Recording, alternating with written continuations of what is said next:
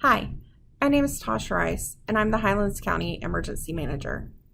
Normally, this time of year, myself and the emergency management staff are in the community providing emergency preparedness presentations.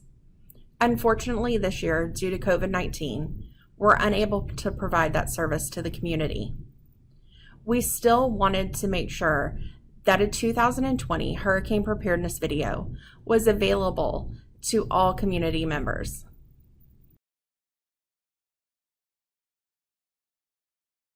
If a disaster were to strike today, are you prepared for it? You may be questioning, how would I know if I am? Well, let's look at a few key factors to see if you have a basic level of preparedness. First, have you registered for Alert Highlands? Have you made a disaster plan, built a disaster supply kit, tended to your property before hurricane season, checked your insurance policy for appropriate coverage, and communicated your plan with friends and family? If you can answer yes to all of these questions, congratulations, you have a solid foundation of basic disaster preparedness. However, you may still want to stick around for the rest of the video. You might learn something. If you didn't answer yes to these questions, don't worry. This video will help guide you through your next steps in becoming prepared for a disaster. Let's begin by registering for Alert Highlands. Alert Highlands is a service that you can sign up for to receive time-sensitive messages. You can sign up for alerts you want to receive, and you don't have to select all of them.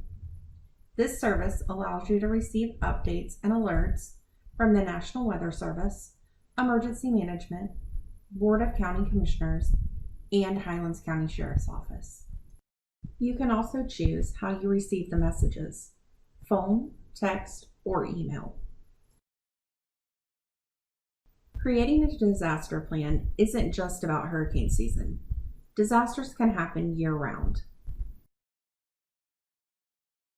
To start putting together your plan, answer these 5 questions.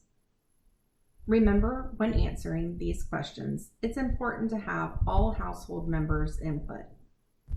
Also, there may be instances where those who do not live in your household still will impact your plan.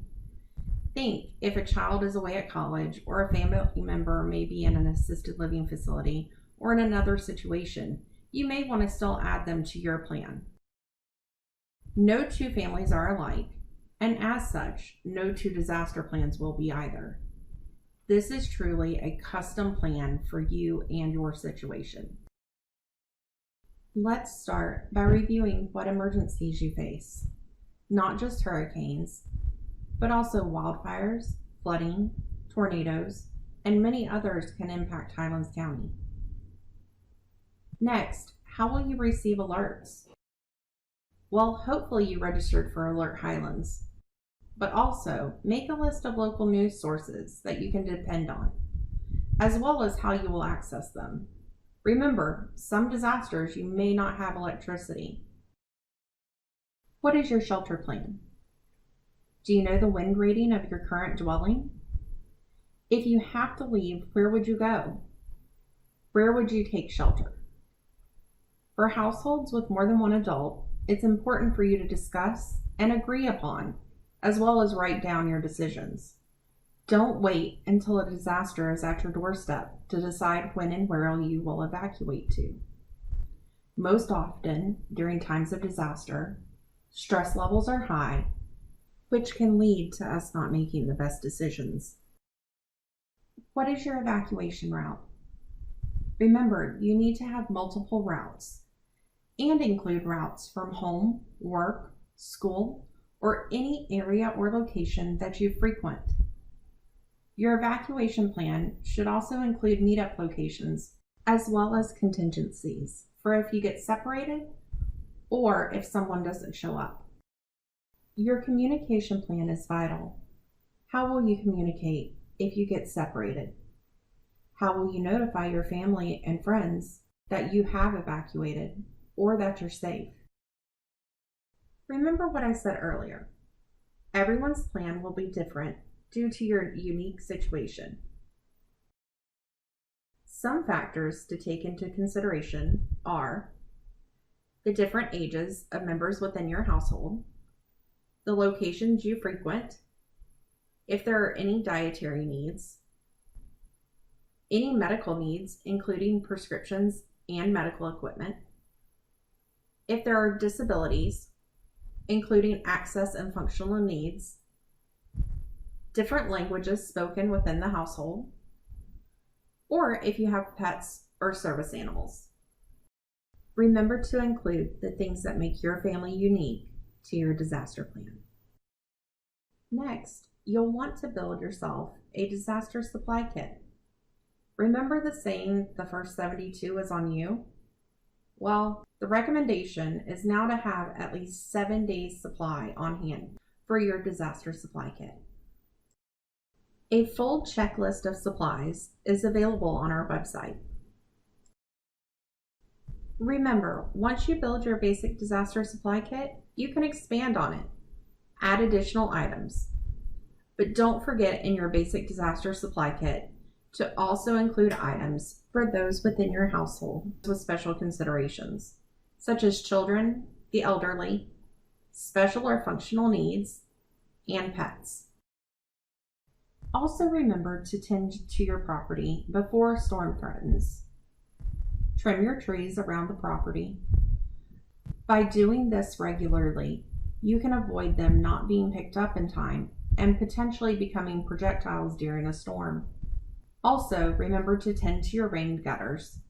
Secure or bring indoors any items outdoors that could become projectiles.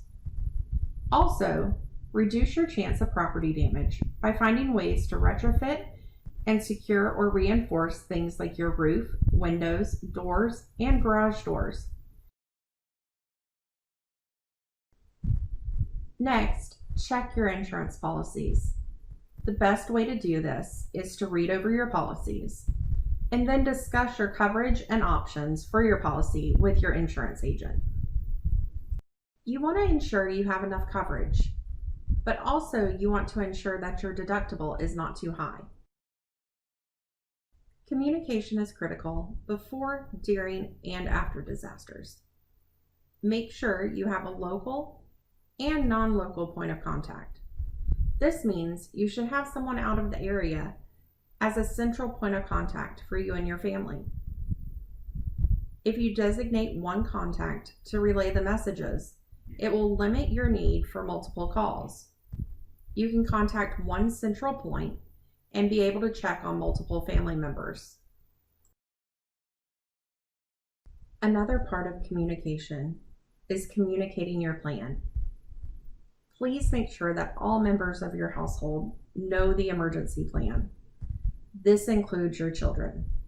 I know it may seem scary, but the more you include them in your disaster plan and they understand the plan, the less afraid they'll be when disaster strikes.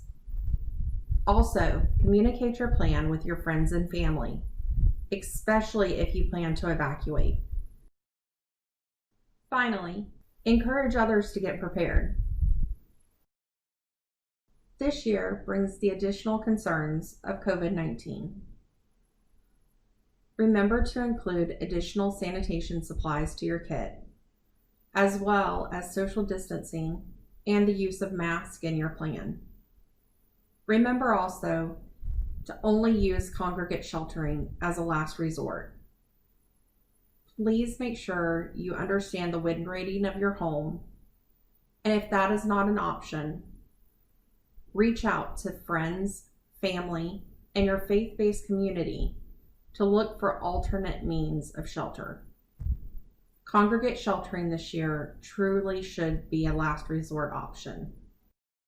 If congregate sheltering is your only option and you must attend a congregate shelter, please know that we are doing all we can to make it a safe place for you and your loved ones. Thank you for watching this video. If you have questions, please reach out to Emergency Management. We are happy to answer your questions or provide you additional information to assist in developing your emergency plan.